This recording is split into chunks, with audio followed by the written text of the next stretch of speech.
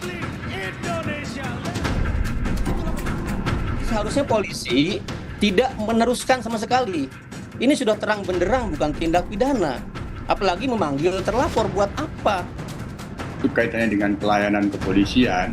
Kalau itu delik yang dimaksud itu adalah delik aduan, kepastiannya kan harus diberikan juga, tidak langsung sepihak.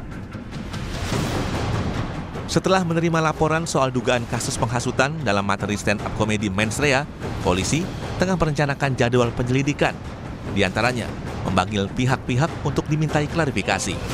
Polisi juga akan memeriksa bukti-bukti yang diserahkan pelapor saat membuat laporan. Kalau ada laporan polisi, selanjutnya kawan-kawan penyelidik itu membuat rencana penyelidikan dengan setelah itu melayangkan surat undangan klarifikasi kepada masing-masing yang nama yang sudah diberikan, baik pelapor, saksi maupun nanti pasti akan melakukan klarifikasi juga kepada saudara yang PP yang sebagai terlapor. Namun Yayasan Lembaga Bantuan Hukum Indonesia, YLBHI menilai harusnya polisi tidak perlu meneruskan proses laporan tersebut, apalagi memanggil pihak terlapor dan pelapor. Ketua YLBHI, Muhammad Isnur bilang, laporan ini tidak ada unsur pidana. Jadi seharusnya polisi tidak meneruskan sama sekali. Ini sudah terang benderang bukan tindak pidana. Apalagi memanggil terlapor buat apa? Kalau ini bukan tindak pidana, ya hentikan proses sejak awal gitu. Coba kalau emang nggak paham KUHP, konsultasilah dengan kejaksaan. Saya potong sebentar, ingin menegaskan Mas Isnur. Jadi menurut Anda ketika pertama kali polisi menyampaikan konferensi pers, yang tadi sama-sama kita dengarkan juga, harusnya langsung menyampaikan bahwa kasus ini tidak bisa dilanjutkan. Begitu yang ingin Anda tekankan? Kalau setiap laporan yang bukan tindak pidana diteruskan, dipanggil sana-sini, capek banget penyidik.